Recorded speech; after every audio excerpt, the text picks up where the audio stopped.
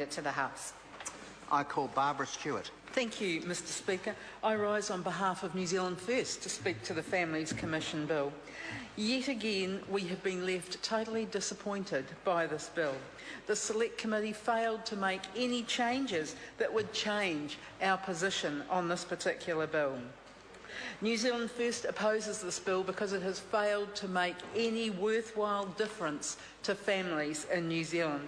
And again, we're very surprised that the Honourable Peter Dunn has not ensured that the commission that he advocated for with the Labour government back in 2002-2003 has been left to wallow and fall into this type of disarray.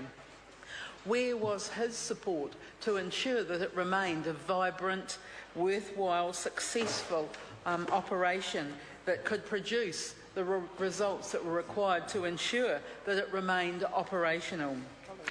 In our minority report, we also stated that we believe that these changes are detrimental to the well-being of New Zealand families and whānau, and that reducing the number of commissioners from 7 to 1 will negatively affect the work that the Commission carries out.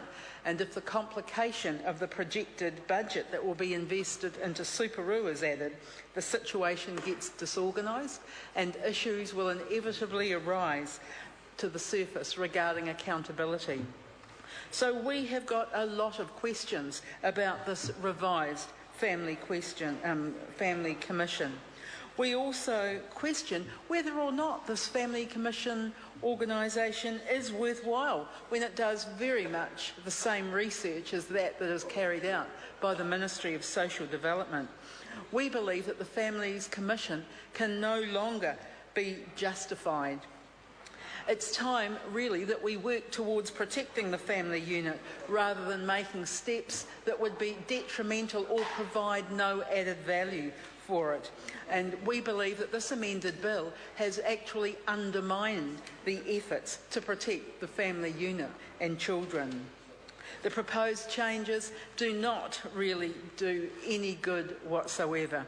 These alterations will be more harmful than good. Although we realise that it may be economically and politically desirable to minimise the number of commissioners that we currently have, that number should not be pared to just one.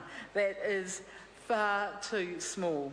We fail to see how when 7 weren't doing the job properly, how one person can actually pick up all of that slack and improve the lives of families in New Zealand. Because what we're actually seeing here is a major revamp of the role of the Families Commission. And one has to ask, does this revamp really go far enough? And do we really need the Families Commission anymore? We don't think that in New Zealand First that we do. We know that hard economic times are upon us, and research in these hard economic times must be forward-thinking and very, very focused, and the money could be better spent towards research in some other area. So in New Zealand First, we think that the Families Commission has got a long way to go to improve, far further than what this bill actually stipulates. We know that the Commission reports directly to the Minister for Social Development, the Honourable Paula Bennett, who justifies the amount that's actually being invested into the research unit. However, there is a lack of consideration of the fact that the issues and themes on which the research unit will be focused are interrelated and they cross many social sector boundaries. For example, the white paper for vulnerable children that the Ministry and the Social Development Unit produced last year contains issues and themes that are directly related to the work that the Commission carries out.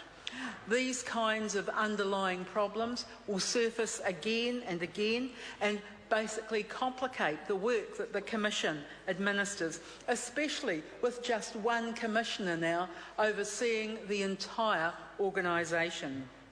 This will inevitably have dire consequences, and we believe that Parliament will most likely be re-evaluating the work of the Commissioner in the future. What we're seeing here is that version 1 didn't work out in 2003, so we now have version 2, which is more focused and leaner. So our best hope is that the new version 2 of the Families Commission will be carefully monitored on a regular basis to ensure the best possible output. There's a definite limit on how many versions of the Commission there can be before people actually lose confidence in it totally. And version 2 almost reaches that limit. Greater emphasis needs to be placed on promoting and carrying out much more groundwork that creates better understanding and fosters better outcomes for all New Zealand families. We know that New Zealand families are already experiencing economic and social hardship. Changing the governance of the Families Commission and reprioritising its budget will do nothing to help in this particular instance. In fact, we believe that it will just produce further barriers to their development. Paying for a group of professionals and academics through the social science expert panel will only emphasise on paper all of the problems that New Zealand families are facing on a daily basis, rather than research and groundwork that's needed to work simultaneously and in conjunction with one another. In New Zealand First, we would have liked to have seen something that would be useful to New Zealand families for the money that is spent. And we're going to be carefully monitoring the outputs and ensuring that the money is not spent on consultants to travel around New Zealand and overseas at the expense of families. And it is for these reasons that New Zealand First opposes this bill. Call Mike Sabin. Thank you, Mr.